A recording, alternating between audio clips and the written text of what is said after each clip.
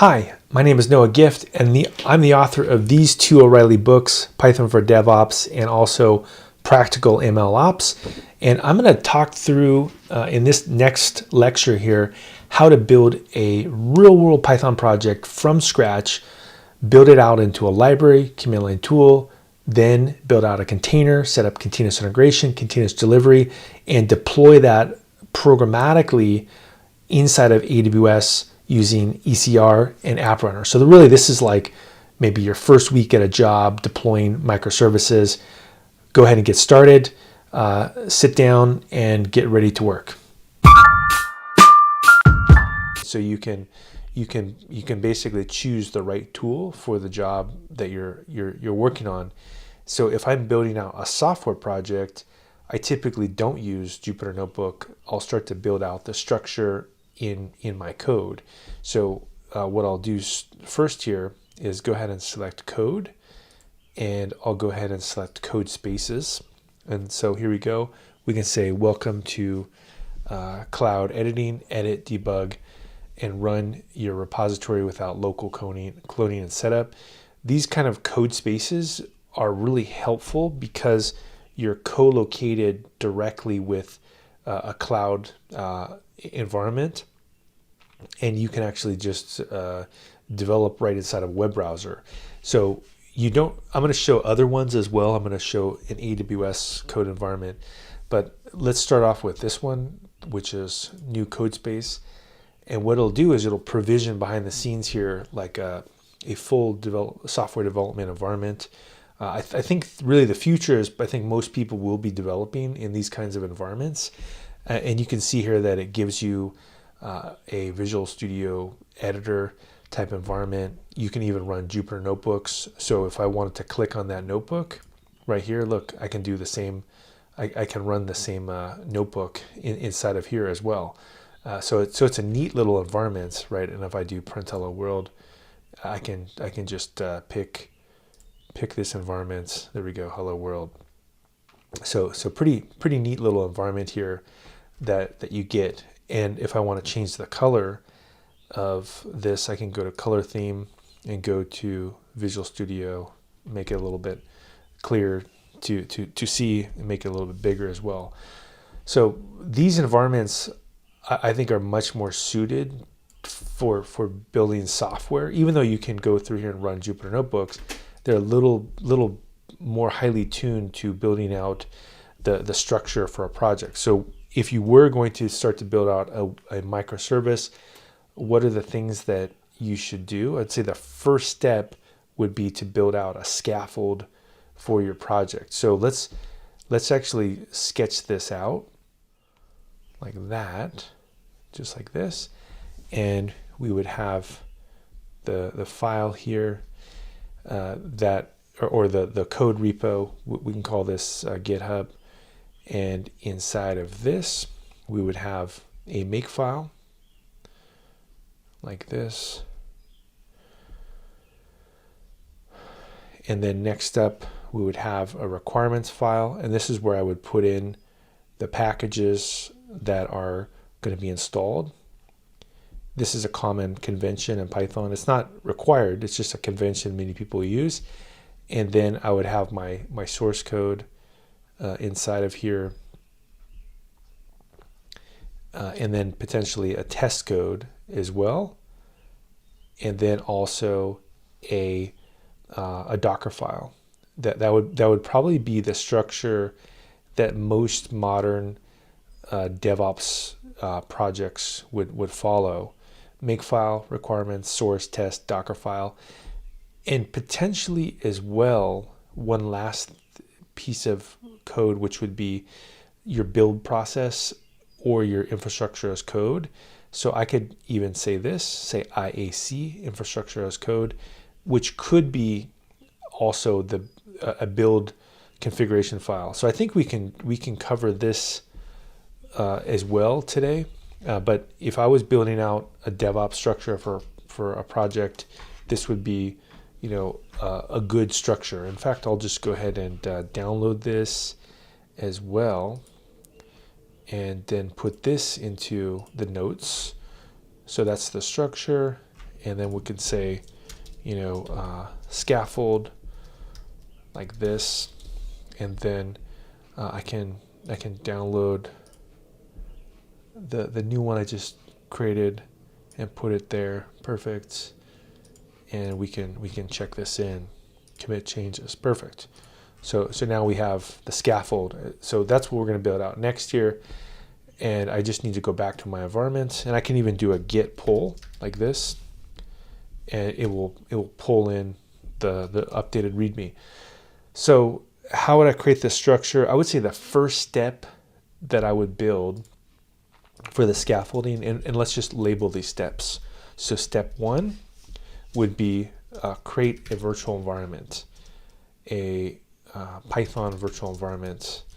And the reason for this is that Python, because it's a scripting language, does require you to use some kind of a tool like this, or else there's subtle issues that crop up. So I typically will develop with a Python virtual environment. There's 2 ways to do it. The one way to do it is you do this. You would say Python 3-m v-env, and then put it into a virtual environment like that. Another way would be to do the virtual environment tool, where you could do something like this. So either one, I can just put a or. Now in my case here, I'm going to go ahead and use this approach, which is virtual environment tilde.venv. Let's go ahead and do that, and let's go ahead and paste this in, and we can see that it was able to create this virtual environment. When I'm working in a cloud-based development environment like this, because I'm going to be using it over and over again and opening up lots of shells, I'll actually source the virtual environment inside of my bash configuration file. So I can do this. I can say vim bash rc like that, and put this at the bottom and say, sourcing Python virtual environments like that. And then from here, I can just source this .venv bin activate. There we go. So then every time I open up a shell, this will be sourced. And to test it out, pretty easy, I just go through here and just make a new shell, and look, there we go. I've got the Python virtual environment set up here. And what it does is it puts everything inside of this directory, so that I don't have package conflicts, or the system Python that's installed sometimes can have issues as well. But in general, this is a pretty good approach here to set up. So that would be step 1. The second step would be to create those files that I talked about earlier. So the second step is create the empty files.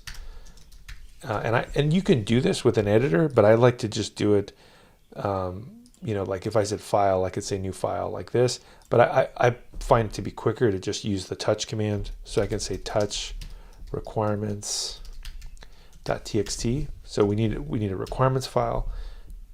We also need a Docker file. So that's another thing I'll need. I'll also need a make file.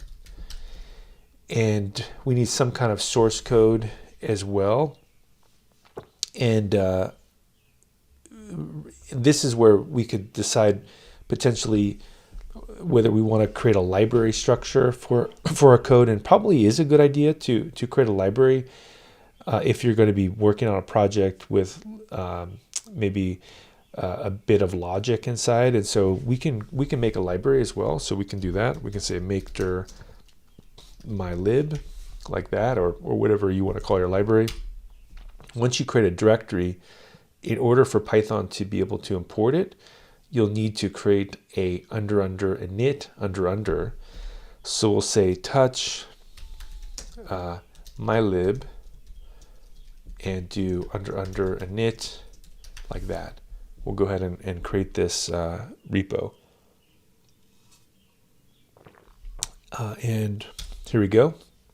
So I've got this this library created right here. That's great. And then from here, the only other thing I would need to do is put the actual source file inside.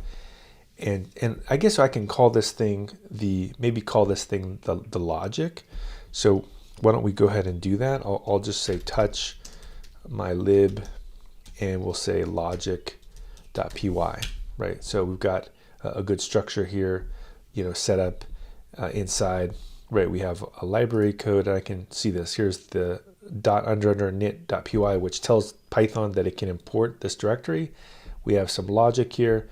We have a make file, a requirements file. So let's start building this structure out. I would say the first thing I would build, actually, and we should also have the microservice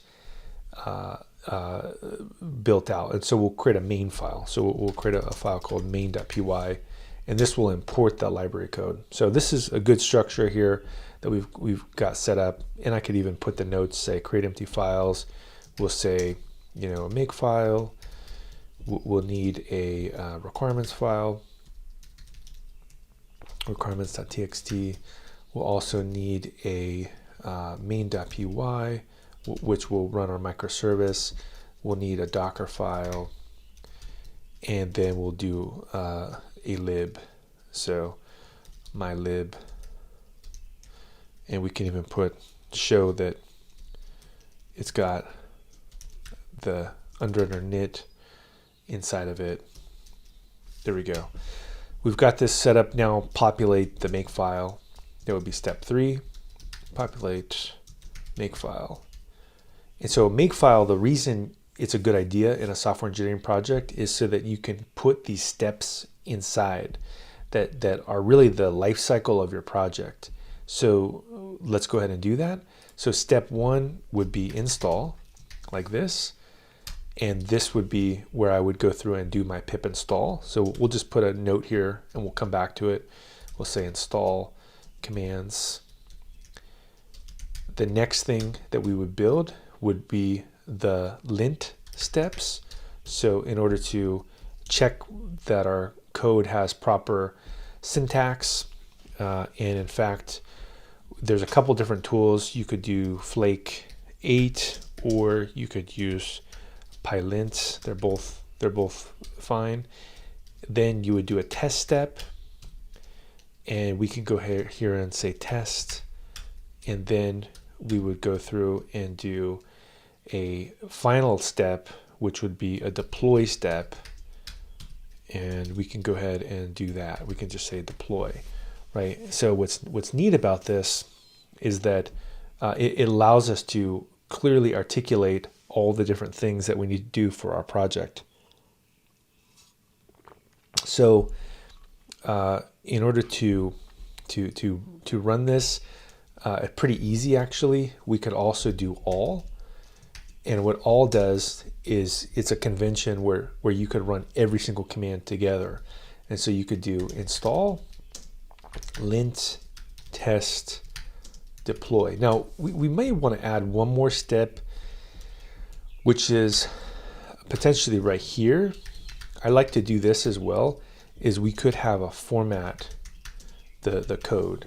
Now, this is really the idea with a makefile, is that it actually can run each of these steps for us. So if I go through here and I say make install, look, it doesn't do anything yet. It just shows the command that would run. And I say make format as well, right? Or I say make all, watch, it'll run all of them. Right, so this is kind of a fun way to play around with the makefile, is first build one that does nothing so that you understand the steps. Really, it's just a tool that keeps you organized when you're building out a software project. And you can put anything you want in a makefile. And the reason why makefiles are so useful is that they're used in really pervasively in building software projects. And so not a bad idea per se, inside of a project for Python or any language, in fact. So I'm going to go ahead and say get status now, and I'm going to look at all the files that I've changed. So I've changed the notebook, I've changed the README file, I've changed Docker file, makefile, main file, the I've created a library requirements.txt. Let's go ahead and check all these in. So I can, because I've included the git ignore, and this is the reason for a git ignore, because I have this inside of here, what's great is that I can actually just do a git add star. That's one of the advantages. So I don't have to worry about checking in bad logic. So I can just type this command again, git add star, like that. And then from here, if I type in git status, now they turn green. It says, yep, here's all the files that I'm going to push into my repository. Let's go ahead and push this in. We'll say git commit and say adding initial DevOps structure. There we go. And let's go ahead and push that change into the repo. Okay, we've got that going. And in fact, if I go back to my GitHub environment here, let's refresh this. We should see that there's the commit, right? So this is the advantage of the cloud-based development environment. Very fast, right? Instant feedback inside of here. So next, what we can do is I can actually start to fill out what these commands should be. And probably to start with, we need to put our software packages inside. And so what we'll do for this project is I'll build out initially what would be a good structure for the project. So we were using the Wikipedia tool. Let's go ahead and put that in there. We'll say Wikipedia. We were also going to test our code. So I like to use Pytest, and also a coverage tool called Pytest Cov, which will give us how many lines of code are covered. Also, we could use a linting tool. So I'll go ahead and use Pylint. I can also install the formatting tool, which would be Python Black. And then I can also use a library called Python Fire, which makes it really easy to write command line tools in Python. You can just take a function and map it into a command line tool. We can go ahead and use that tool as well. And so now we've got really a pretty good structure for what we would need for our project to start with. And what I like to do is actually put this inside of a makefile. So I have actually another project I can just grab a makefile from. We'll go to Pytest here, and I can just look at some notes for another project and just take some notes out of this. So probably this is a good command here to put in. And the reason why I like this command, like this, pip install, and I guess we could leave this note here for now, but pip install -- upgrade pip. This is really common, and so because I have to type it a lot, I just don't want to type it. I'm just going to always upgrade the Python packaging tool to be the latest tool, and then go through and install everything that's inside of that requirements file. So let's go ahead and do that. I just now type in make install, just like that. We type in make install, it goes through and it installs all of our packages here.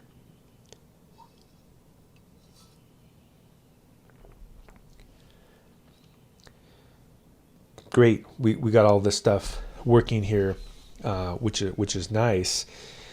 And what does that give us? Well, it is able to actually install everything that's inside of this requirements file. And one other thing we can do is pin the version numbers so that later, if in 2 years somebody checks out my project, we can be assured that it will work properly. And so what we can do here is type in the word pip freeze, and I can actually pipe that into less and just find the different packages here and just put in the version numbers that I want to keep. So we can see the Pytest Cov here, I think was 1, and Pytest, we can put those two right here. Just put these version numbers. That looks good. We can also go to Wikipedia pin that library to be right here. That looks good. We can also go to Pylint like this. We can go to the Python black tool as well. And then we can go to the Python fire tool and put that in. There we go. So Wikipedia, Pytest, Pytest Cov, Pylint, black, fire. We've got exactly the version number. That looks good. And then if I just type in make install again, I can just double check, because this will again read that requirements file and just make sure that everything looks good. It is. There we go. We have everything working. So I can also check in the pinned version now. So I can type in get status, and we've got the pinned version. So let's go ahead and do that. We'll say get add star, change the make file, change the requirements file, and we'll say pinning installed versions. So we have a note here, and there we go. So that in itself is a huge win, actually. Even forget all the other steps of the make file, which are important, like formatting code, linting, testing, deploying, that if you're able to automatically verify that the versions of your software will install every time you run, that's a huge win for you in building out continuous integration. So this would be a good step for us to move into next continuous integration. So what I can do is I can actually go to back to my GitHub repo here, and we see this repo, and I'm going to select this icon, right, actions, and so I can even select this, and notice what it brings up is it says getting started with GitHub Actions. This allows you to build, test, and deploy your code, make code reviews, branch management, and issue triaging, right? You can see all these different kinds of cool things you can do, build projects with Make, build and test a project using Make. You can do a deployment as well on all these different kinds of platforms. Like, for example, deploy to ECS would be kind of a fun one that you could play around with. If I click on that button, right, it goes through and it tells you all the different steps that you would need to do in order to do a deployment. So pretty easy actually to set this up if you just follow the steps that they tell you inside of here. This would be a complex workflow, but in our case, I'm just going to do a simple one. So I'll even though we open that up, I'm going to go through here and delete this, and I'm going to paste in a very simple one, and we'll call this DevOps. We'll just say DevOps like that. And what do I need to paste inside of here? Well, I've already got an example here.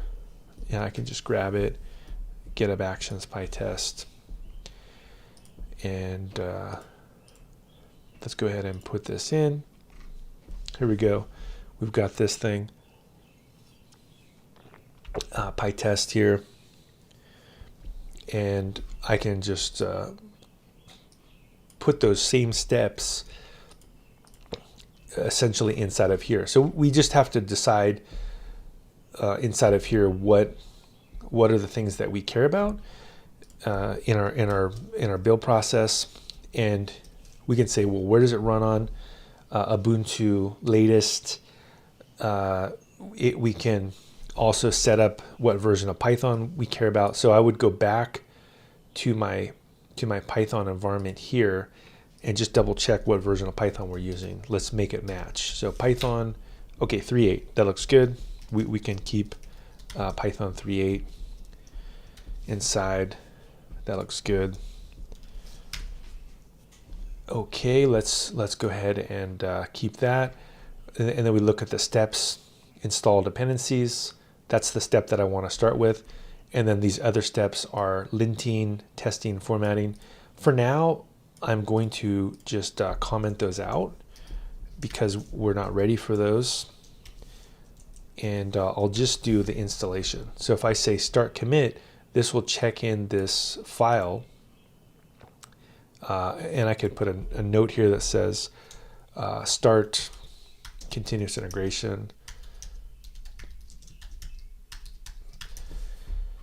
This will trigger the continuous integration, and we can watch that by selecting actions here, and it will do the first part of continuous integration, which is automatically install my software. So this is now making everything better, right? We're starting the process of improvement, because every time I make a change to my repository, it'll put this inside and essentially make it better, right? By pushing this change inside.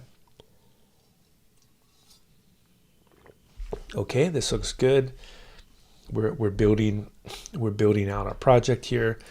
We can look perfect. Set up Python, install lint with Python, test with Pytest, format the code, complete the job. This is good here. And now if I go ahead and I look at this this menu right here, if I click on this, we can say create status badge. I can copy this status badge, and I can actually put this inside of the README file as well. This is always a good idea so that other people or myself know that that this actual project is building correctly. So I could just paste that right in, and it's a neat little trick here. So we basically got the ability here, and once it's running, it'll eventually wake this thing up. But really, we have the beginning steps of continuous integration. So what's the next thing we do? We can just follow the makefile. So this is really a pretty good order to follow. So the next step would be the formatting of the code. And this is a great idea to have an auto formatter, because before you check in your code, why not just clean it up so that in case you did a formatting error, you can clean it up before it gets polluted into the repository. So in order to do that, we would need to have some logic, essentially. So we have nothing inside of our code, and we have nothing inside the logic. So let's build out a logic function first, so we can copy the stuff that we built earlier. So I can say import Wikipedia, and we can build out a function. I might even just take that code. Let's just be efficient, and let's grab this particular function, and let's just throw this inside. There we go. Def wiki name war goddess. So it's got a default value. It returns back this. And what I can do as well is I can type in make format. Let's double check here. Okay, we don't have the format step. So let's go ahead and add that format. So we can say, I believe just black is the name of the tool. And we can do asterisk.py. And it should, I believe, look in there. And we can also tell it to look inside of the library. And we can say asterisk.py. So basically format these two locations. And now I just type in make format. There we go. It said one file formatted, 2 files left unchanged. So if we go back to logic, it slightly tweaked it. It makes it a little bit cleaner here, which is nice. And we're missing, no, I think we've got this. Unable to import this. I believe that this tool that is built into the editor just isn't aware of our virtual environments here, which is fine. We don't really care about that right now. But we were able to actually format our code, which is nice. And now I can go to the main file, and maybe I just import it just to start off with, and I can just say prints, or I can say from my lib imports logic. That would be a pretty common step here. And then I would say to print this out. So we'll say prints, and we'll put in the logic and just call it as a function. And now I can also do format again, make sure everything looks formatted, and then I can go ahead and say Python main and it says, uh-oh, module print logic, module object not callable, because what I need to do is say, oh, I see, from, I need to import wiki. I need to import wiki here. So I say from mylib.logic import wiki. There we go. We got that working. Python main wiki, not logic. Wiki. Great. Clear that out. There we go. We have our script running here, and now I can actually check in the format step. So we got another step out of the way. So get status, get add asterisk, adding format step. Now, because I changed things behind the scene, I'm gonna have to pull the code remotely because I made changes inside of GitHub itself. So I'll need to do a git pull right here. There we go. And it's telling me to run this command. Sure, let's go ahead and do that. And now I do a git pull again, and it's gonna give me a merge message. We'll go ahead and do that. And now that I've got that set up, I can do a git push. I'm gonna say git push. Perfect. And now when I go to this repo, it's going to trigger another build. And if I go to this icon here, it should go right into the build process, and I can just watch it. So this is, again, the process of making things better. Every time I make a change, things get better. In theory, right, you're either getting better, you're staying the same, or you're getting worse. Almost always you're getting worse if you don't have continuous integration. If you do have continuous integration, it's possible that you're making things better. And what we're doing here now is we're installing the software and we're formatting it. I guess we could even change the structure here so that the order matches our makefile, like install, format, lint, test, deploy, if we wanted to. But it's really not necessary. So the next step would be the lint step, which would be the Pylint step. And I can look at another project here where I have a lint step and just look at how I did it before. So this is how I typically would do lint, and I can just grab this and change it a little bit. So if I go through here, I can add this lint step. And what I'll point out here is that I typically will disable warnings like the recommended and the configuration, because this will fail the build, and I don't want those warnings anyway. So I just say -s disable equals R, C, and then from here I would just need to point out what code I want it to lint. So we could say the same thing. We could say basically every Python file, and in fact I could just grab the same thing. You could just say lint these pieces of code here, and then also lint the library code as well. And then I can just test this out by saying make lint. There we go. So now we're able to check the linting. Now, linting is something that's worth pointing out. Why would you care about this? Well, sometimes you make a bug that is not even logic bug. It's just essentially an error that could crop up later, maybe 3 years from now. And so a good example would be, let's say inside of here, what I do is I say, results is equal to wiki, and then I say results is equal to result. Like it in theory, this would still work.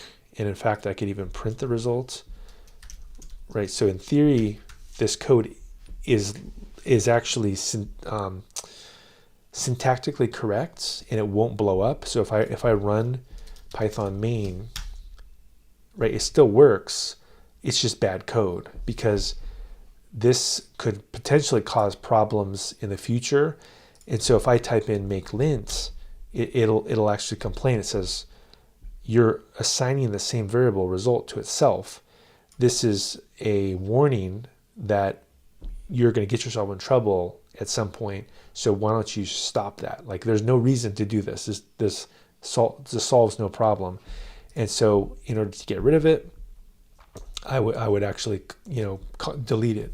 Now let's go ahead and push this change so that we can double check the process of building. So I'm going to go back into my GitHub file here, and I'm going to change this process, and I'm going to say make lint, or let's leave that, and let's just add a make lint step. There we go, make lint, and we have the make lint. Actually, no, I can. Why don't I just uncomment that out? There we go, make lint.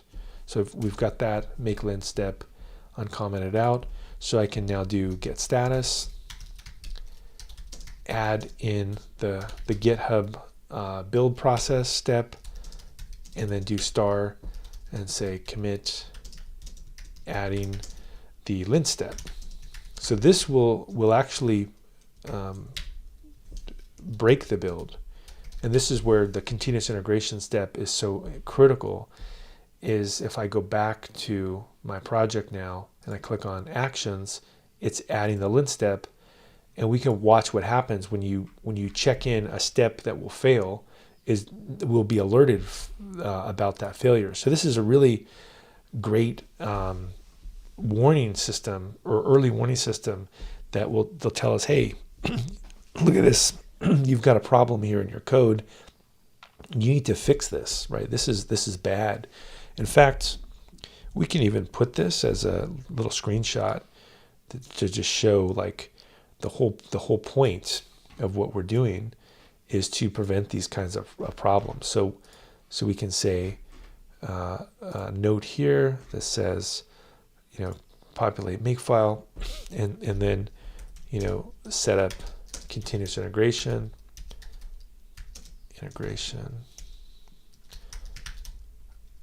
and i.e.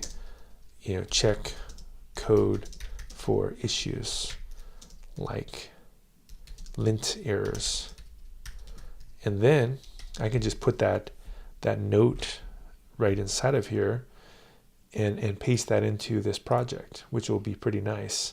I could just paste this inside. There we go. And we can just say lint failure,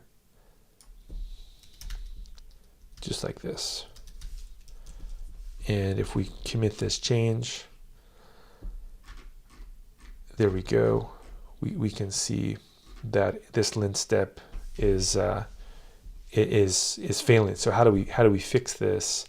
Well, what we can do is we can obviously get rid of it. So maybe for now, I'll just delete this out so that it'll work. So let's test it locally, make lint, it works. So let's go ahead and say get status. We see only one file needs to be changed, so I can say get add star, and I can say get commit here, adding change to lint, and then I also can push. Now, or I need to do a pull first because I added that document. So let's go ahead and do that, and then we can do a get push.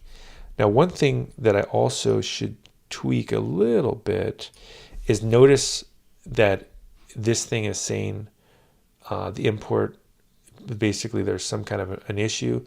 Well, if I go to this down here, this workspace, that's always something to double check, make sure, and it does look like it's actually choosing the right Python interpreter here, which is the .v, and v here. And in fact, you could always change it though. You could go like this, and you could say tilde .venv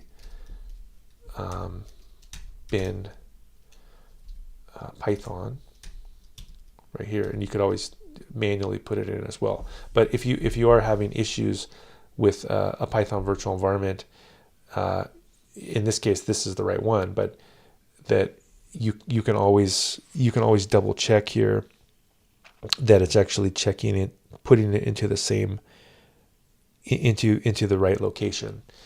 But we're in good shape here because we are able to get the installation step done, the formatting step done, and the linting step done. So what would be a next step for us would be to go ahead and set up testing and to set up deploying next. And this is when we could get into building containers as well. And potentially we could even add a step here that would be a build step. So why don't we even do that? Why don't we add a step that says build? And we can do here and say like build container. And this can be pretty useful because the building the container step is often associated with modern projects. There's tons of different web services that you can build out by using the Docker container. So let's go ahead and check that in. Say get status, get add this, and go ahead and commit this change. So adding build step for container. Actually, build container. Perfect. Build step for container. There we go. And we'll stay back with this project and go on to the next step. Okay, so I've got the installation step going, formatting, linting. Let's go ahead and build out a test now for our project. And probably a good place to start would be to test the logic of our code. And that should cover a lot of the vulnerable areas of our project. So let's go ahead and say here, touch, and we'll say test. And we'll say test underscore logic, which would be a good way to signify that this test would be testing the library code. And I could go ahead and go to this file and say basically the same thing that this script is doing here. I can just grab this line of code and just paste it in. Here we go. From my lib.logic, import wiki. And now I can build out my test, and I can say def test wiki, and we would just need to assert something inside. And so in this particular scenario, this would be more of, I guess, an integration test because we're calling something that calls out to the world, and we know that if I run this, right, if I go through here and I say Python test or Python main, that it will execute this code. This does get a little bit tricky to test because Wikipedia isn't guaranteed to be non-deterministic, and so that does potentially present some issues for us to actually test. Just, I suppose, for fun here, what we could do is we could just test it in a more crude way and just not worry about that, and say assert that the word God is in the output, like this. And if we go through here and we say make test, it's not wired up yet, so we need to actually wire this up. So I'm going to look at a former test that I have set up, which would be this, and paste this inside of here. So we'll go to the makefile, and I'll type in python-m pytest, and then put in test logic like that. So the reason I do this here is so that I can actually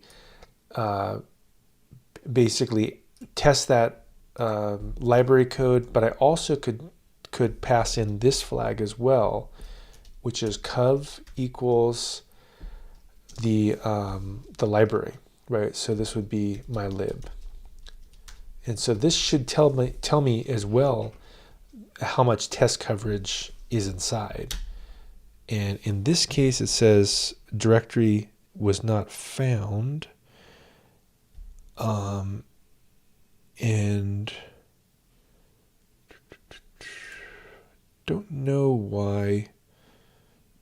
cov equals mylib. I need to look at the Pytest cov documentation, Pytest cov to double check what it's asking for. And we can look here and say plugin coverage. Oh, I think you do dash, here we go, dash cov equals. So I didn't do dash cov. Okay, so let's do that. Let's do dash cov like that. There we go. That should fix it. And if I save this, I can say make test. And it's going to not only make sure that our code is working, but it's going to show that I have 100% test coverage for my library, which is nice. And if we want to verify that it's not working, we'll say assert, fruit or something weird that won't work, and let's just double check that fails.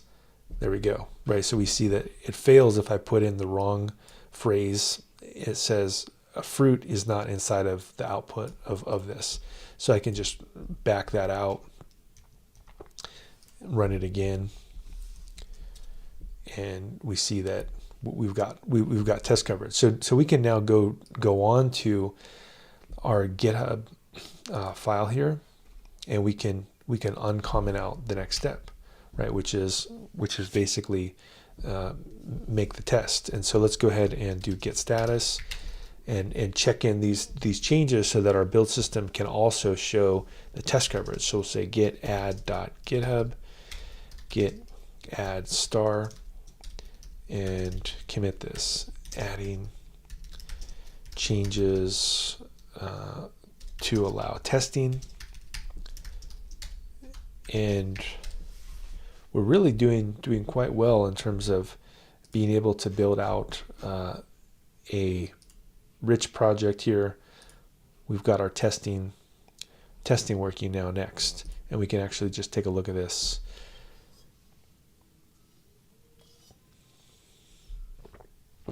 Okay, this looks good.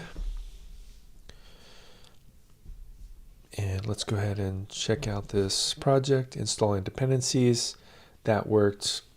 Linting, that worked. Formatting. We have all these things running here. Let's see, did I enable formatting? I don't think I did enable that yet. I've only enabled testing, right? So we can see make test. So let's go ahead and double check inside of our file here. We don't have formatting. Let's go ahead and enable that as well. So let's do the final step here of formatting. So we'll say git add GitHub, and I'll put a note here that says adding changes to allow formatting. So this will just check to make sure that in our build process we can see whether there are potential changes I would need to make in the future.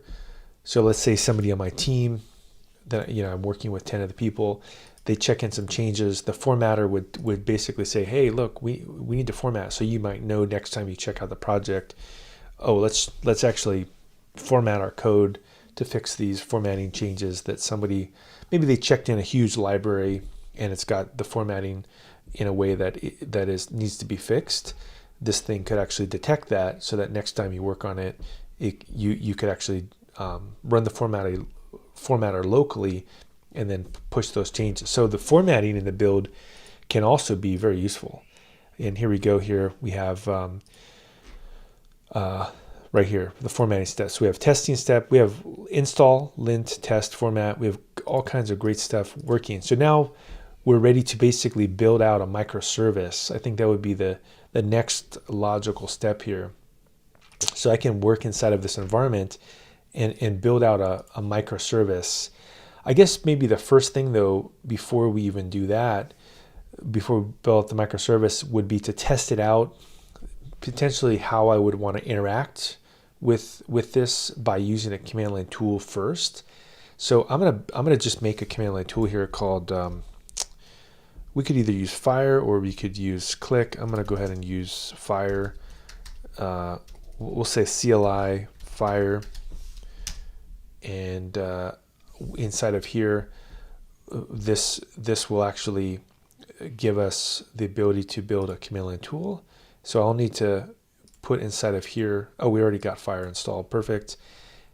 And I would just say import Fire first, and then we would say the same thing I did in my test. I can just grab this like that, and we go to the Fire tool from my lib.logic, import wiki, and then I could add a if under statement here. So I would say if under name is equal to main, and this just tells the Python interpreter only run this code if it's run as a script.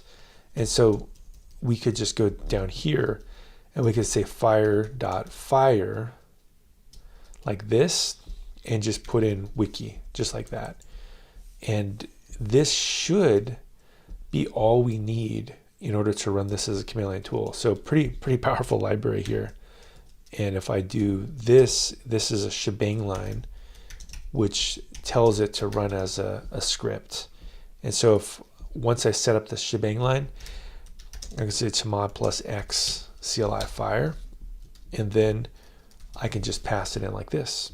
And if I do -- help, it shows us a help menu automatically. And look, it's able to even intercept and dig into that function and tell us everything that's going on. So this is kind of an amazing library actually, because it uses metaprogramming to like fetch inside of the function and find all this stuff up. And look, it even looks inside the doc string here that we had set up, and it's able to even grab that out and use that as the help menu.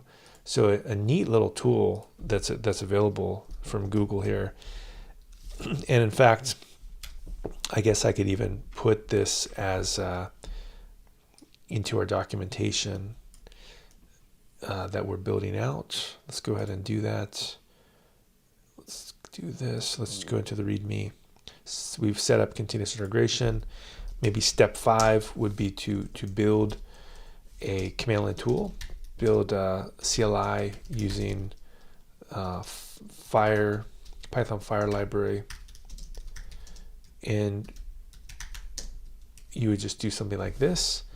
And the reason for this would be to, like test the logic, right? So we want to kind of interact with this thing to see how it will behave before we go maybe to a microservice. So fortunately, very easy though. Once we've got this set up, I can do the help menu and I can just pass in, just run it, and there we go, it runs. And then if I want to pass in something more, if I say length, why don't we do 10 sentences? There we go. We see that it's got a bunch of sentences here. And then I could even pipe that into another command, or even pipe it out to a file or whatever, right? And use this as a command line tool. So it's amazing actually how powerful of a tool this is with just a little bit of library code using this Python Fire library. So let's go ahead and format this. Let's format everything. This should clean this up a little bit. All these pieces of code. The other thing that we can do is we can actually verify that the lint step works for this as well. And so if we go to the makefile here and we look at the Pylint step, here is actually a command, and notice that what this -- disable does is it disables the recommended warnings and the configuration warnings, which are typically too verbose for a build process. So that's why I disable these. And we can see that it's going to cover all Python files, including this new one that we've created. So I can say make lints, double check that everything looks good. Yeah, so we have now a command line tool that is pretty useful. And I think I could even do like, let's test out a different option. Let's test in name. Let's say LeBron James. Does that work? Let's see if we can put a basketball player in there. See if it's able to grab its Wikipedia page. Nope, didn't work. It may be underscore for LeBron James. Well, it didn't work. Let's try LeBron. Does that work? Well, we may need to tweak this thing a little bit. How about Lebanon? Let's try Lebanon. Let's try something that will make it easier.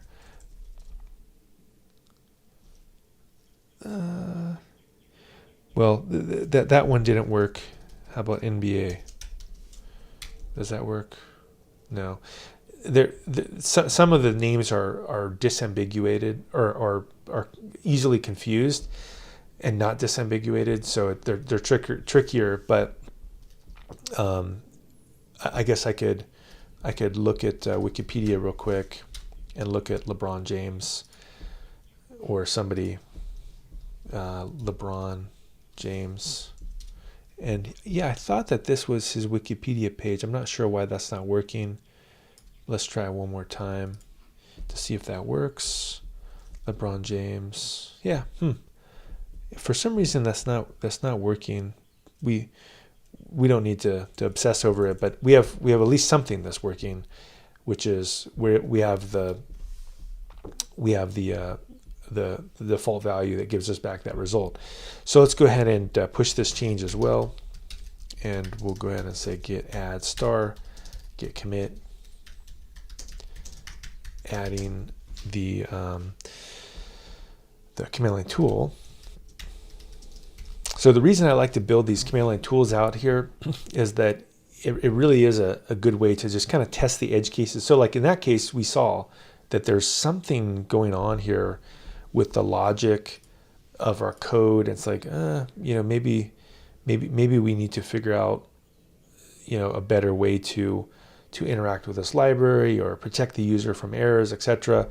And it's a good way to play around with it, because if I was going to write a bunch of tests, for example, that's one way I could solve it, or I would have to actually write tons and tons of scripts. So command line tool allows us to really quickly interact with things. So now that I've got that working, I could convert this into a better tool here that is able to, maybe be a little bit better at solving problems.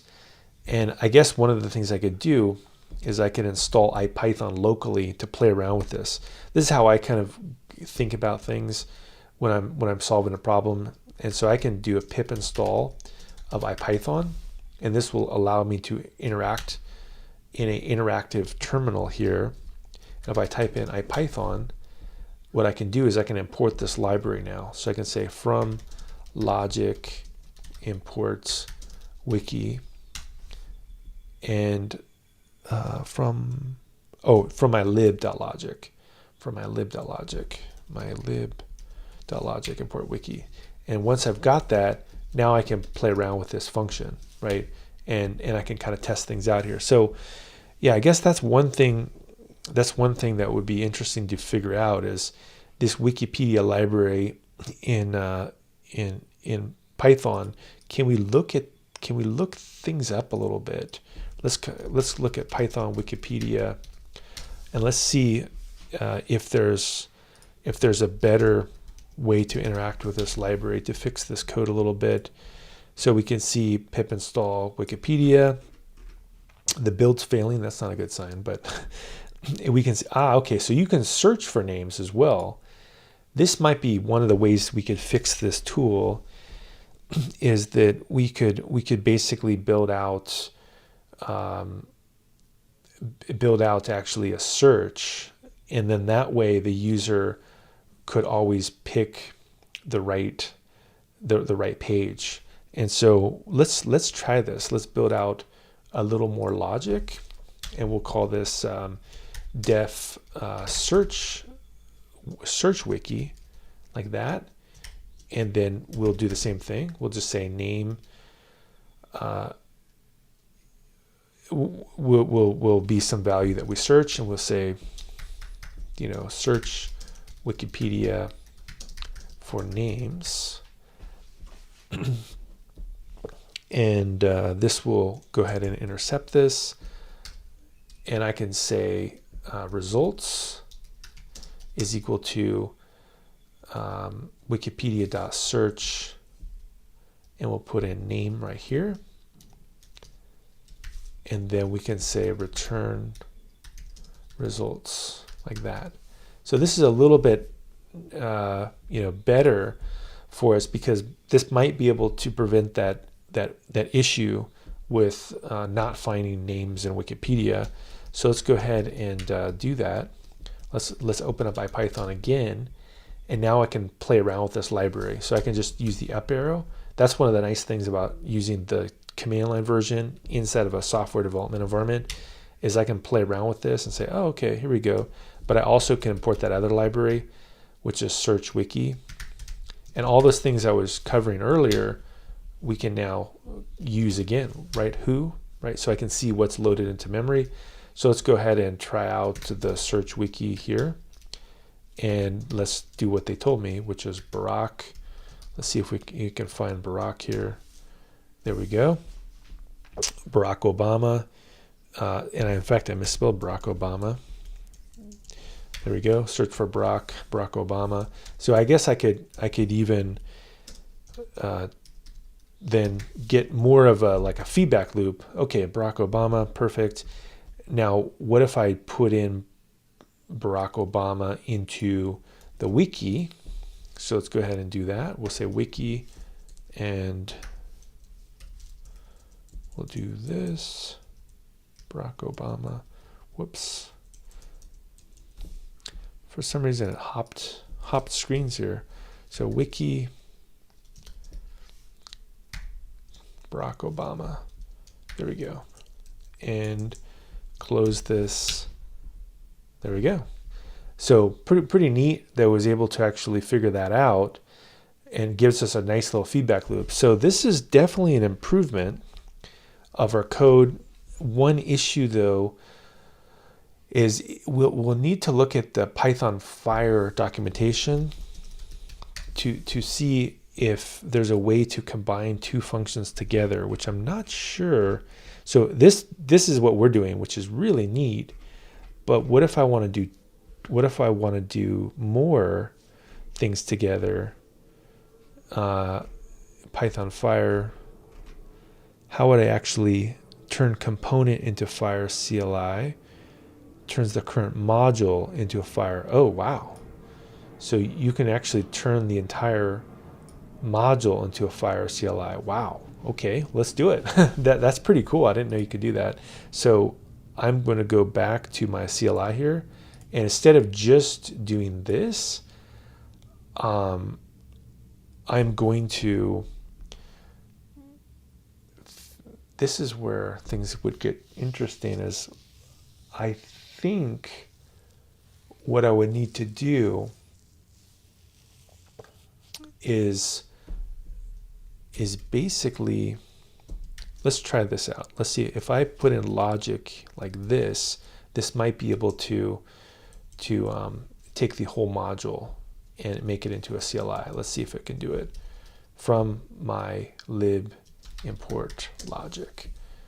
And let's try it out. So if I exit this, what happens if I say CLI fire - help? Does it even work? And it does appear to basically take that whole thing and convert it into command line tools. Man, this is amazing. This is an amazing tool. Group is one of the following, either Wikipedia or search Wikipedia. So now we have a more sophisticated command line tool. Then now a user can have basically more of an interactive workflow. So we can tell the user, okay, let's try the search. In fact, I guess I should have followed my own help menu here. What's it telling me to do? It says search wiki. So that name is not great, but it's not horrible either. Let's try it out. So we'll say search wiki, and we'll say Barack. There we go. And it tells us all the different things that we can now use to get the actual Wikipedia page. So we're basically building a terminal-based interface for Wikipedia, which is actually pretty neat. And now I would just go through here and I would say wiki, and I could take the results of this, and this should give us Barack Obama's results. There we go. Pretty neat that we were able to do that quickly. And then if I want to do get status, what are we missing here? The CLI was changed, the library was changed. So say get status, get add here, get commit, adding a new CLI functionality, and we can go ahead and push those changes. So now that we know that we can potentially build a nice little interface there, I think we're ready for our web service. And so one of the easier ones, the two ones I like are either Python Flask or Python FastAPI. Let's go ahead and start with FastAPI here. And so inside of the main, I'll just need to tweak this a little bit. And I can find maybe another project. Let's go ahead and go to my GitHub here and look for a FastAPI scaffold, where I can just take some of this and put it in here. So here's a project I did earlier where I have some code. I'll just grab some of this and put this inside, and we'll just tweak this a little bit here. So we'll do this.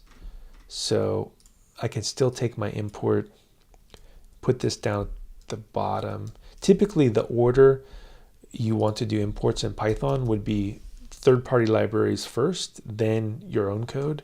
So in this case, we're going to import FastAPI. Now I need to install FastAPI. So I'm going to have to add this to my code, and we'll say FastAPI, and also uvicorn. Uvicorn, I think, is the one. And let's go ahead and do make install. Make sure these both work. Perfect. And now if I do a pip freeze, we see that I've got uvicorn right here. And we also have FastAPI, should be right here. And let's paste this inside. There we go. So we got FastAPI, uvicorn, and I can just double check that these work again by doing make install. So we're doing well at keeping a nice solid structure here that's reproducible. And I can also say make status, and we see that, or I'm sorry, get status, and it shows us that we've changed a couple files. But let's get this thing built out. In order to build out the microservice, we would have, I would think, always a good idea to put some kind of a message at the root here. In this case, the message we could put would be, Wikipedia API, something like this. And we could say like call search or wiki, something like that. So we can build two API endpoints that would map the same thing we did in our function. So the first thing we can do is we can do the search, which would let someone basically put in a search phrase. So this one will be pretty simple. In fact, we could accept a JSON payload, but if we want to be lazy here, we can actually not accept a payload. We can just put in like a value, and they could just put it inside of the URL, and we would just change this to be stir, like a string, and do this to be value, and then change this to be search, like that. And in this case, we would potentially say import wiki, and our logic, search wiki, yeah. Our logic would be wiki and search wiki, like this. So we're importing those two things, and I guess we could say import search like that, and we could say from mylib.logic import wiki as wiki logic or something like that. So basically I just keep it a different name here, and I don't know why that's giving me errors, but who cares. Wiki logic, and first one I'll build is the take this out, we don't need this, and we can say, you know, page to search, you know, page to search in Wikipedia, and we can say the results would be this, and we could do basically the search. Wait, what did I import here? Search wiki, yeah. So we'd say search wiki, and we would do the value. Right, so basically it'll make that API call, and then we would say results will be result, or result is equal to result. There we go, that looks good. So this should, in theory, give us a search menu, so or a search results. Let's see if this works though. So what I'll do is I'll just type in Python main, and to run this thing. Let's go ahead and do that. Python main, like that. Does it work? So far so good. And I could even do it in a web browser if I wanted to. That's one of the nice things about this environment. I guess we can try it out. There we go. So look, it says message. So basically search Wikipedia API. So call that. Okay, well, let's try it. Let's do search, and let's do Barak. There we go. So we actually have a working web service here that returns back the results from Wikipedia. So it's amazing actually how quickly you can build web services if you use this kind of a structure and try, you know, to structure your project like this. So we've got that working. That's great. Now we just need to build a second endpoint that will allow us to then put in the actual page to get the results out. So let's go ahead and do that next, and we can say here we can, just to be lazy, I'm just gonna copy that and just tweak it. So we'll say, we'll call this one wiki, and we'll say wiki, and this will be the name that we're going to put into the Wikipedia query, and then we'll put in same thing, value inside of here, or let's put name. Let's keep it different. Let's say name here, and we'll say retrieve Wikipedia page, retrieve Wikipedia page,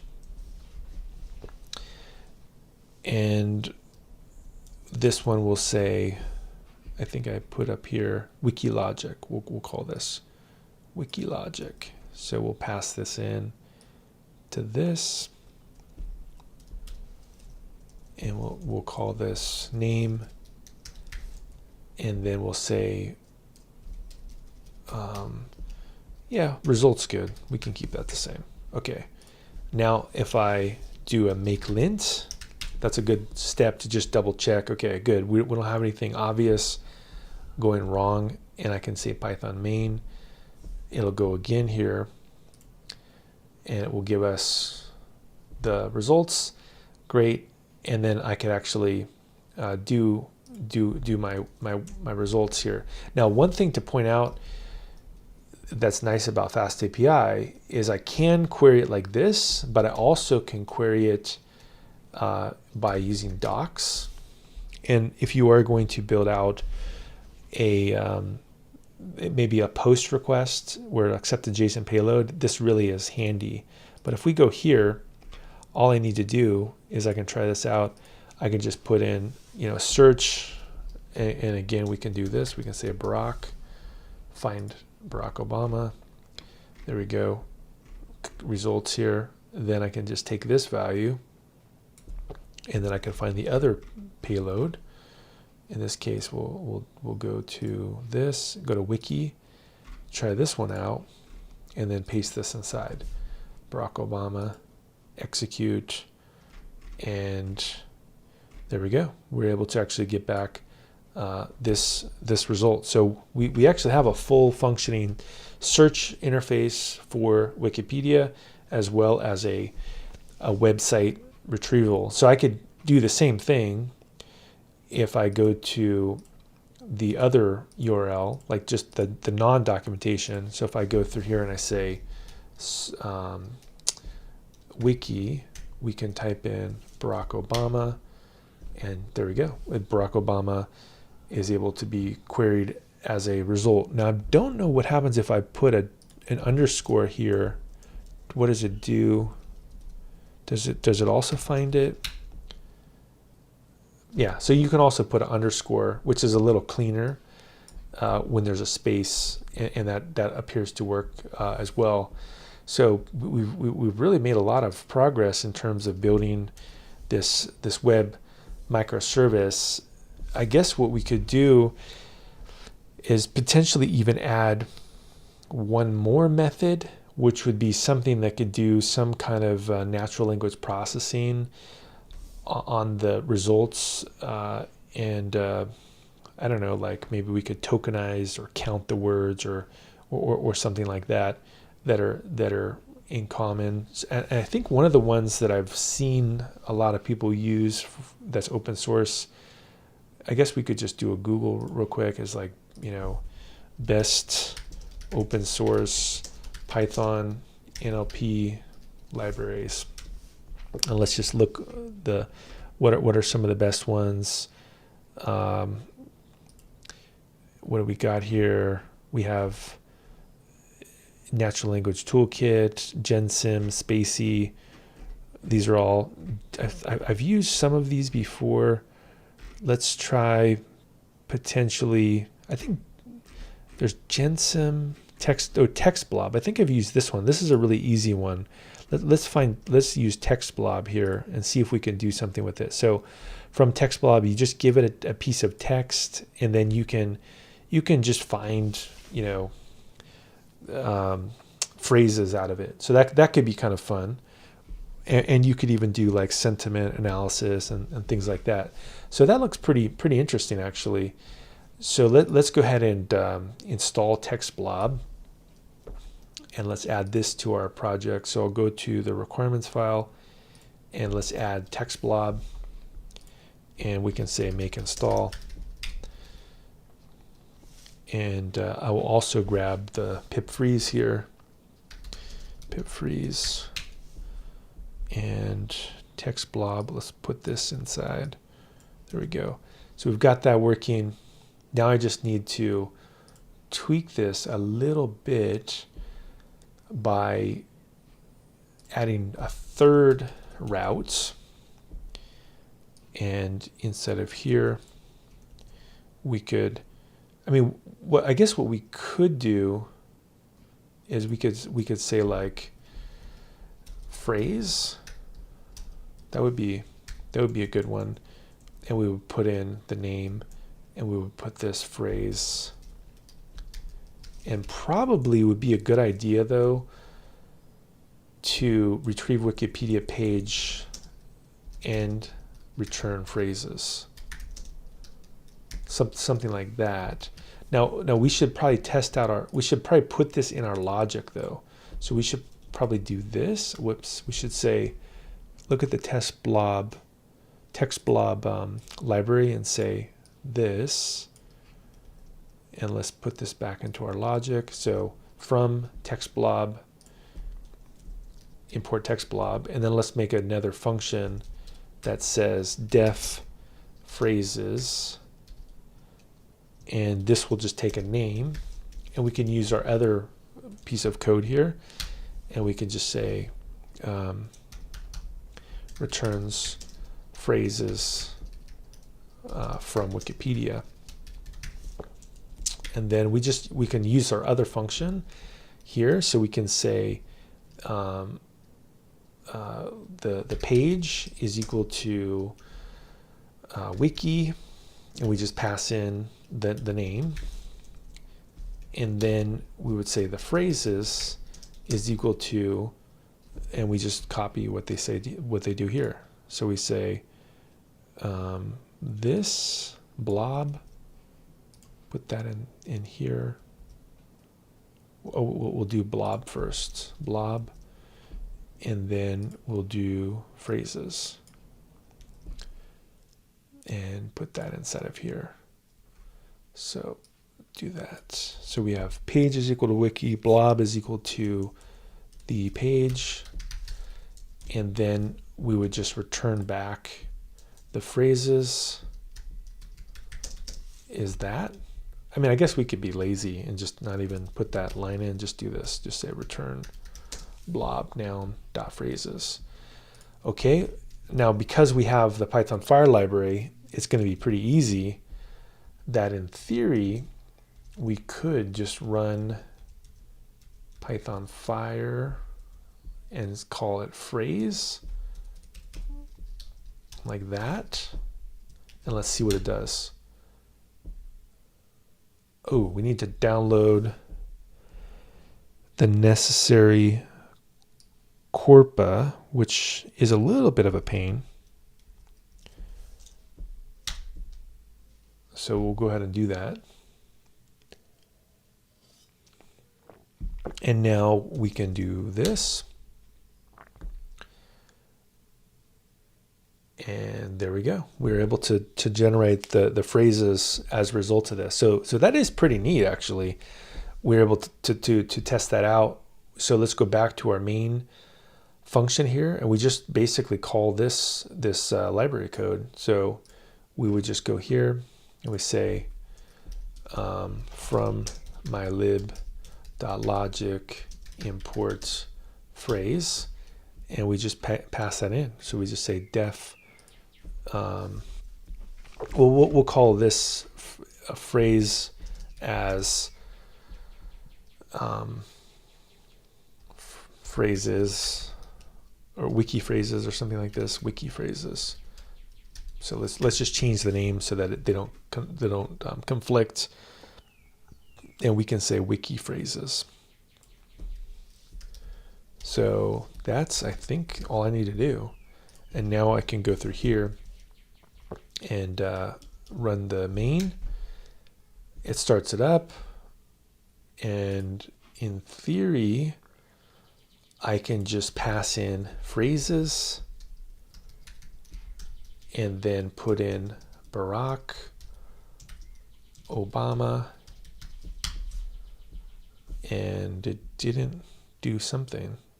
What does it say? Oh, it didn't. Well, let's search it, which is here. Let's search for Barack Obama. Maybe I'm doing something wrong. There we go, Barack Obama. Let's try that. Let's just try to paste in the phrase that way. Phrases Barack Obama. Still not finding it. What am I doing wrong here? Wiki phrases name search. It was able to find that, but somehow this is wiki name phrase name. Not sure why this one wiki phrases from wiki phrases. This should be this should work. What I could do is just add a print statement inside of here. And we could say prints. This is a good way to debug things because it's in foreground mode. I can say prints the name like that. And then, and I could say passed in name and put an F string here. And then try this out. Passed in name. And let's see what happens now if I do this. And then we could do another one below this, which is prints the results, and just see what the result is here. There we go.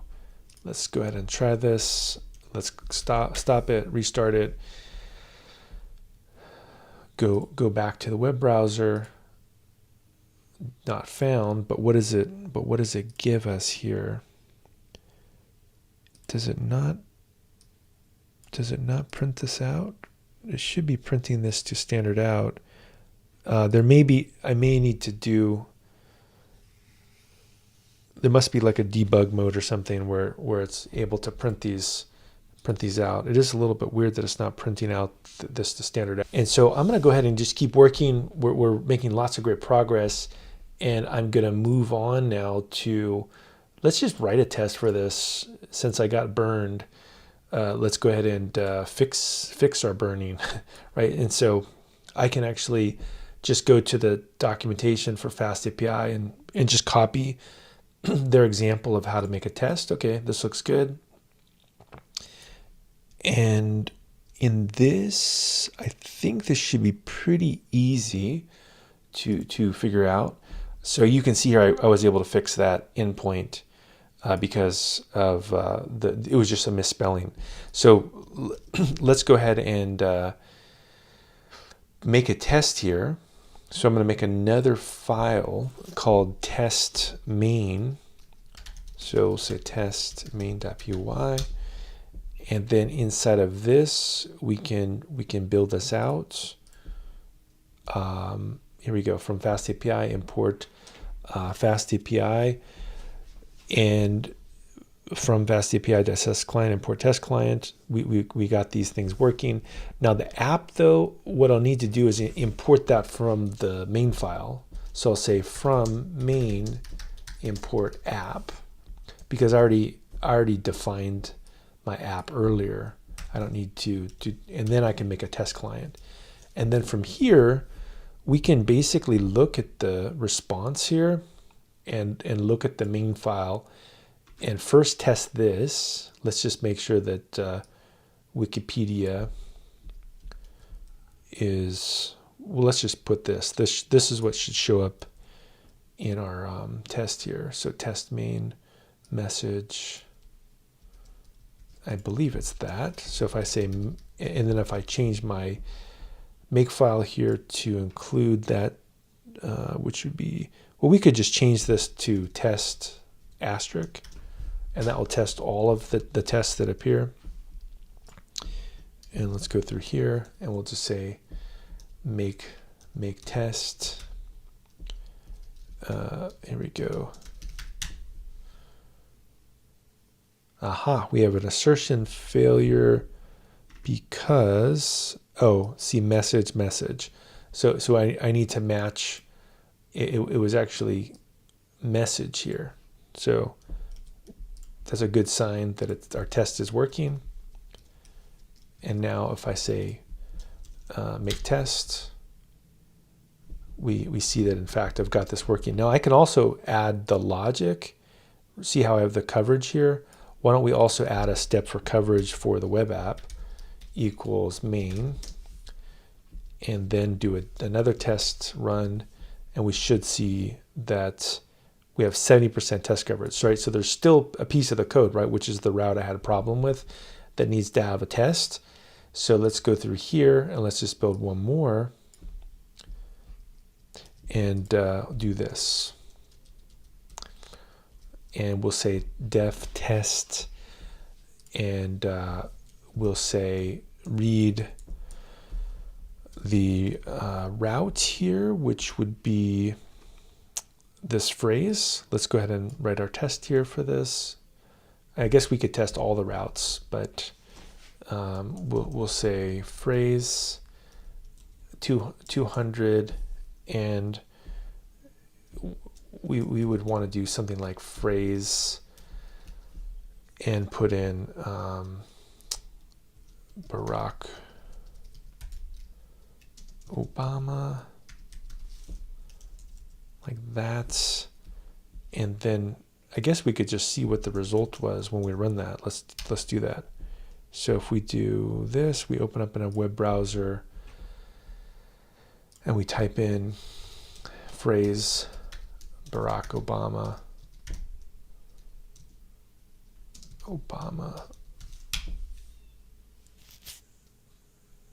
It should go find it. There we go. It worked. So it's gonna come back with a result like that. We could essentially, I don't know, we could do something like this. We could look for whether that appears inside. We could say the result would be that result would be in there. So we would do this, results, and I guess I could paste out the whole thing, which we could do this thing. Let's paste this inside like that. So in theory, that might work. I'm gonna do a format to clean this up a little bit. Make format. So again, formatting is awesome. That's why I have that formatting tool. And now if I do make test, does our test work? Aha, there we go. We're able to test this out. So we've gotten a lot closer here to having a pretty cool microservice, professional type system set up. So we got that working. Let's check all this in, and we'll commit this, adding FastAPI.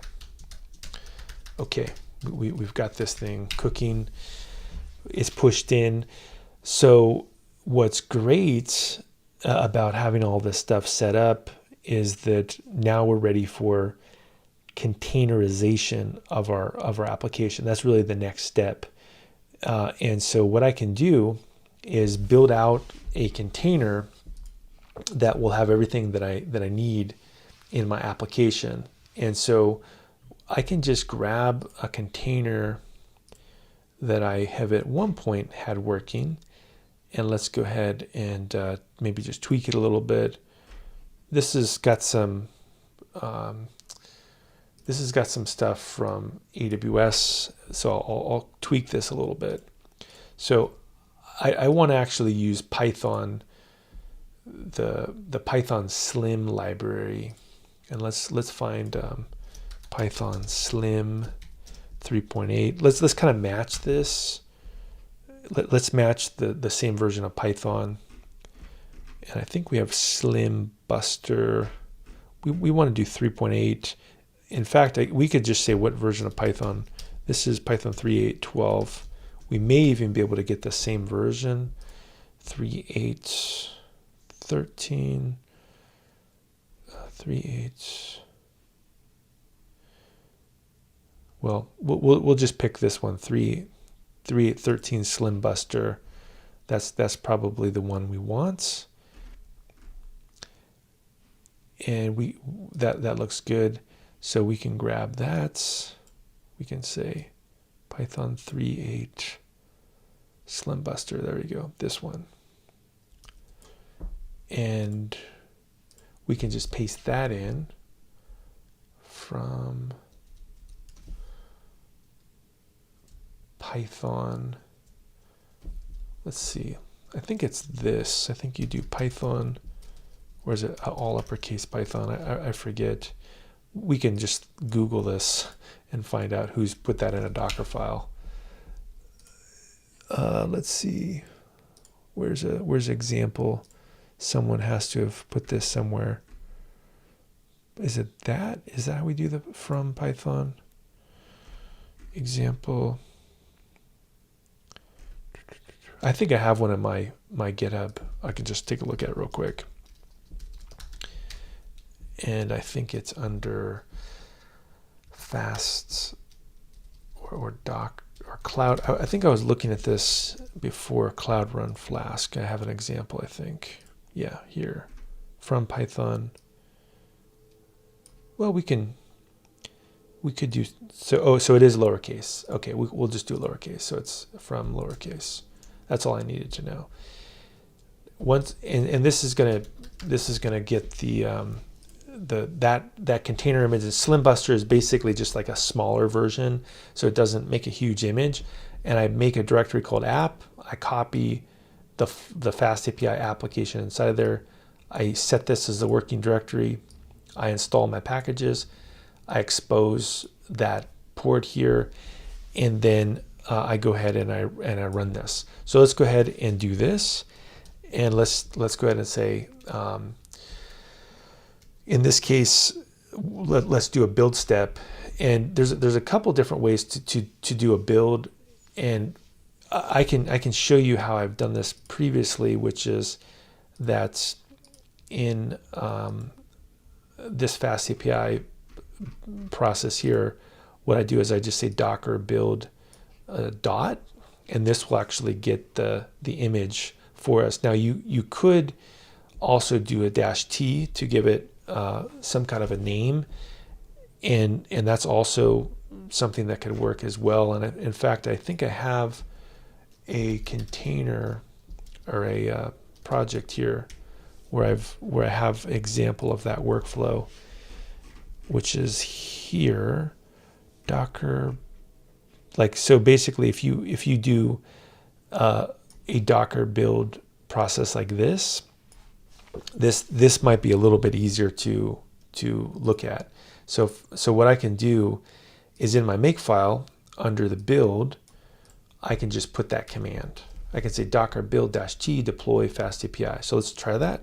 Let's just say make build like this. Docker build -t deploy. This will go through here and make this change.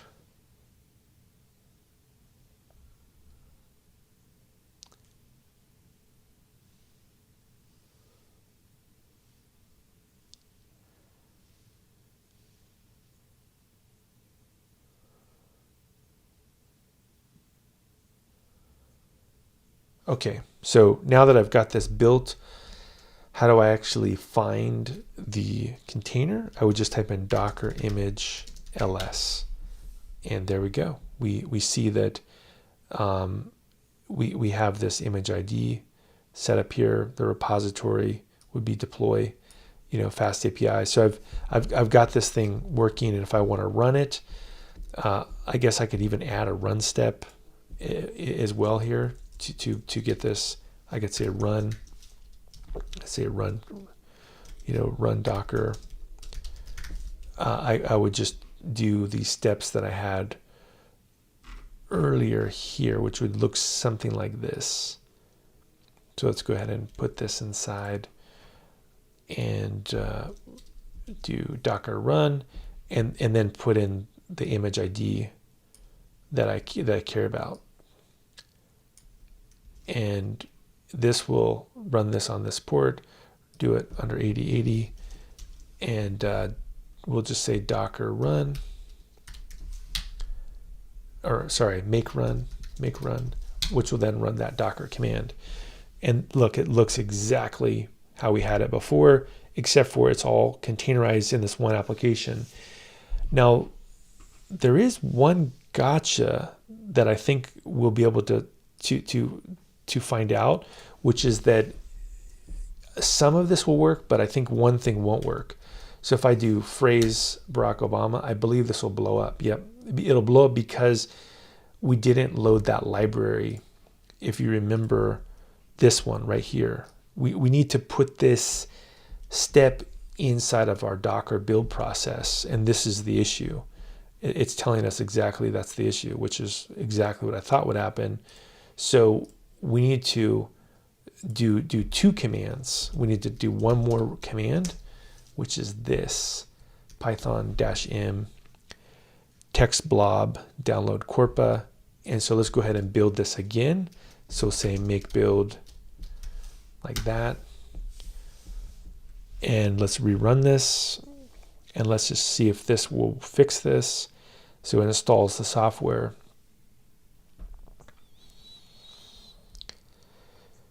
Looking good.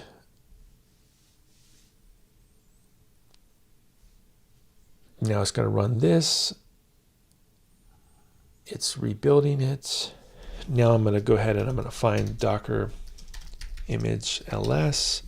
We can see the one that was created just 9 seconds ago. This will be our image ID. So let's go ahead and run this.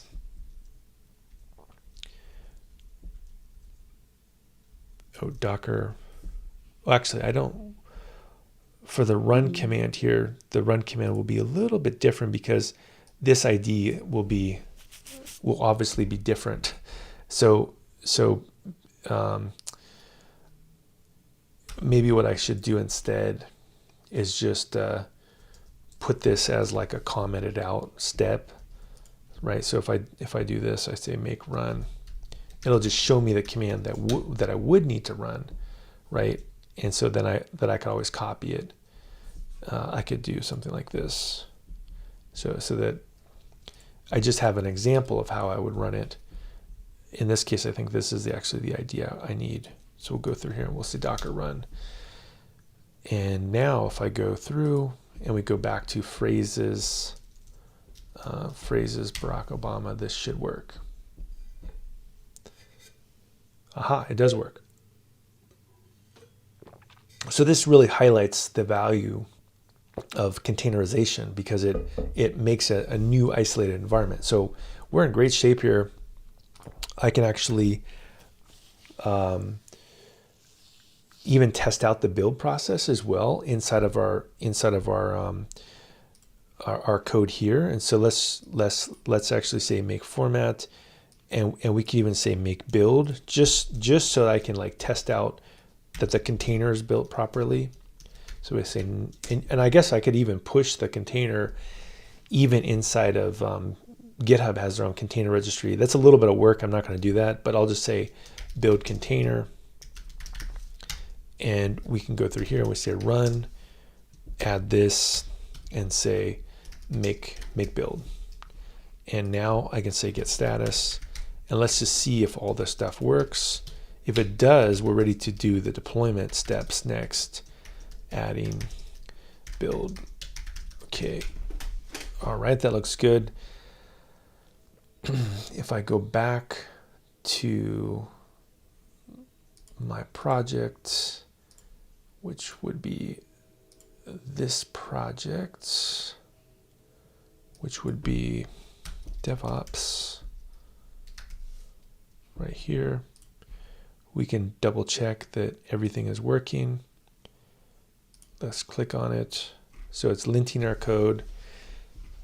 So in this example, lint is failing unused FastAPI import in the test. Oh, okay. Well, that's interesting. So that's let's go ahead and do the make test here. And then that looks good. I guess I didn't do lint locally. So it's catching something for us, which, unused import from unused FastAPI import from FastAPI. Yeah, I don't need that. That's right. So under the test main, we don't need this. Good catch, right? So it's always better to just have clean code where we don't need any of this. So make format, that's good. Make test or make lint, that's good. Perfect. Okay, let's go ahead and check these changes in. Adding changes There we go. So now that I've got this thing, I can double check the build one more time, and we should be able to verify that all the steps are successful.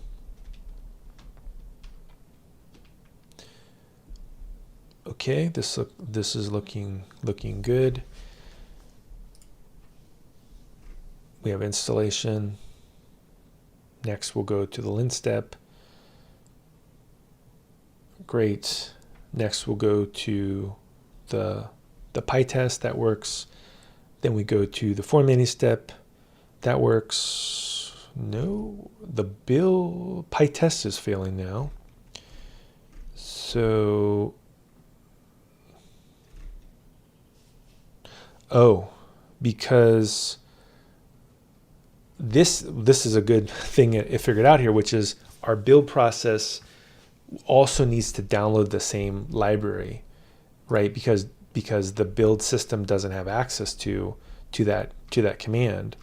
And so if I just go through the history here, I can just find the command that I did earlier, which is this Python textblob, and we can just add this, in fact, to the build step of the build server. We can just add a block under install. I guess we could just add this we could add this right here, which would be right after make install. You could just do this command. And let's try that out, see if that works. Add commit, or we need to add this the dot file. There you go. Commit this and push, git push.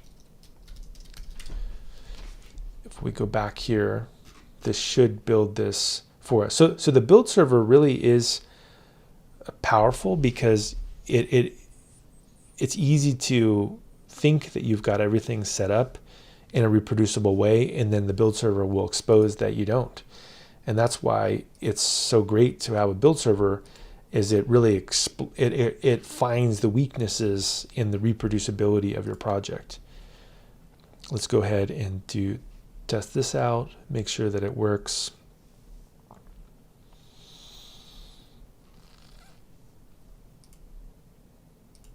Okay, we're waiting for runner to run this. There we go. So it's running. Aha. It's installing code here. Let's double check that it's going to do that last step, hopefully fine. Yep, it did that. It downloaded the corpus. And now we have the lint step, we have the test step.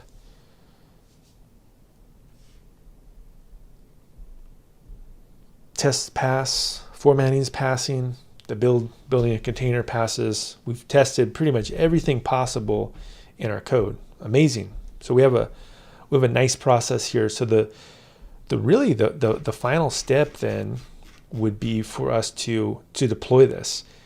And so what I'm going to do, I mean, there's a couple different ways to do it. You couldn't deploy directly from GitHub Actions, which is totally fine. But I'm going to just deploy using the AWS tool, which is called CodeBuild, which is a little bit different. But here you go, everything passed, right? So let's go to a AWS utility by going to the console of AWS. I'm going to log in, and I'm going to pass in my auth code here real quick. And this will be pretty easy actually to build. We really don't need to do that much, in fact, to get this to work. All I need to do is go to something called ECR, Elastic Container Registry, right here. And we just need to be able to push something to this container registry. So I'm going to create one called, like wiki, and we'll go ahead and create this repo. And it's not too bad once you've done this. Oh, wiki or fast wiki, FastAPI wiki. FastAPI wiki. How about that? There we go. FastAPI wiki. I must have done this something like this earlier at some point. So we have FastAPI wiki here, which is this one, and you just have to view the push commands. So these are all the push commands. Now fortunately, it's actually pretty easy to get this full automation working. And so what we would need to do is put these steps into our deploy process. So I'm going to copy each of these, and I'm going to go back to our development environment here, and I'm going to put inside of our makefile these deploy commands. So basically, first one would be that it's going to need to be able to authenticate to Docker. That's step one. Second is we will build out this tagged right here. We'll say building Docker file from scratch. You can skip it if it's already built. In this case, we do want to do that step like this, and then we want to tag the image, which is we go here and tag the image, and then the final step would be to push. So this won't work in this environment because of the fact that I don't have my AWS credentials. I could install it and get all that working, but because I don't have the AWS credentials, this won't work here. I can check in the code though, and I could actually create a build process for this inside of AWS. That's the easier way to do it. So in order to do that, I would go to CodeBuild right here, and I would create a new build project. And so if I go here and I say create build project, we could call this deploy wiki service, like that. And then I would go inside and say build wikipedia service, and I could even do a build badge if I wanted to. And from here, all I need to do is tell it where the code lives. In this case, we'll pick GitHub, and it will be a repository inside of my account. There we go. Next up, what I'll do is I'll take this project, which is Python for DevOps April 2022, and go down here, rebuild it every time a code build is changed, which is what we want for continuous delivery. And then we select what kind of image. You can just select Amazon Linux 2, and then standard, the latest runtime. And then because we are going to build a Docker container, right? That's what we're doing. We're pushing this to Docker. We can push this, select this, and then also select an existing role. I have already set up a role in AWS that has admin privileges. And so here it is, an admin role, so that it can push. I mean, you could specifically tell it what privileges. In this case, I have one that has administrative privileges though. And now this is the only thing you really need to care about is use buildspec.yaml file or insert build commands. I can basically just essentially copy this thing and turn it into a buildspec.yaml file. In fact, I think I already have one in another repo. I'm just going to click use build spec, and I think it's in this repo. I have a build spec file. And look, it can be this simple. It can be something kind of like this. So, and the name is called buildspec.yml. So let's just make that file here, touch buildspec.yml. So this will tell Amazon to do something kind of similar to what I was doing with GitHub Actions. And if we scroll down to build spec, I can just change this. Instead of make all, I just say make deploy. Now I could do all those steps, right? Like install, all those as well. But so it just really depends what it is we want to do. I think it's not horrible though for us to do this: install, lint, test, deploy. Yeah, let's do that. Let's do a make all. So actually it is. It's the exact same command, make all.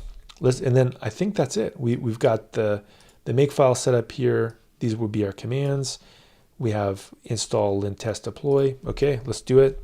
Let's say git status, and we'll say git add make file, git add build spec, commit this, adding changes to build spec, or adding changes to allow deploy to ECR. There we go. And now that I pushed those changes, I can say use build spec, and then I can just say create build project. So now that build spec is there, I should be able to just say start build, and this should go through and then basically push this into the ECR environment for us. So let's see if this will actually work out. And we go through here.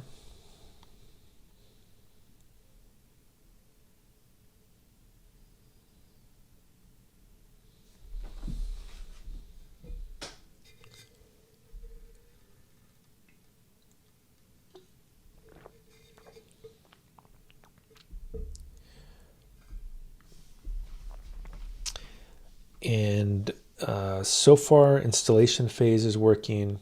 So we're doing similar things that we're doing in GitHub Actions. We're just using a build system that comes with AWS.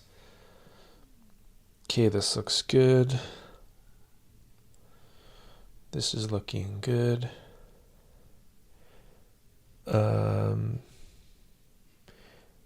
Oh, well, we have the same problem, right?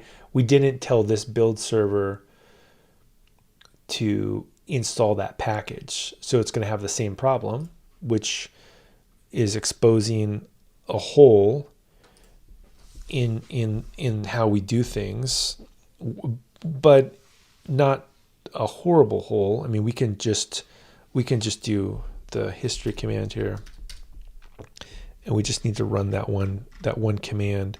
Definitely makes things a little more complex, but not horrible.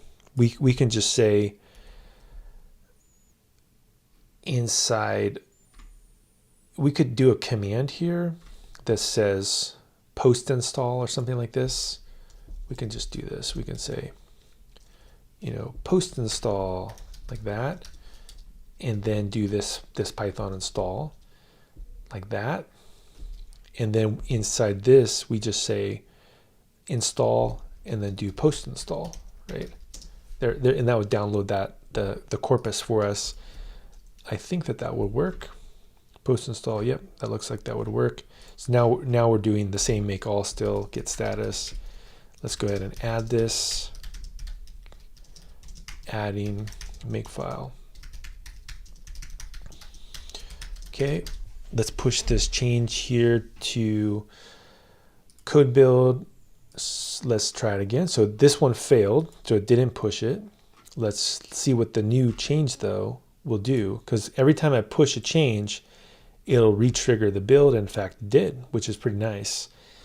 And so this is in fact exactly how continuous delivery would work. Is you would go through and do the installation, do the linting, making sure everything works. If it all works, build the container. Then once you build the container, push the container And so we can now see the new process, which I believe will fix that issue.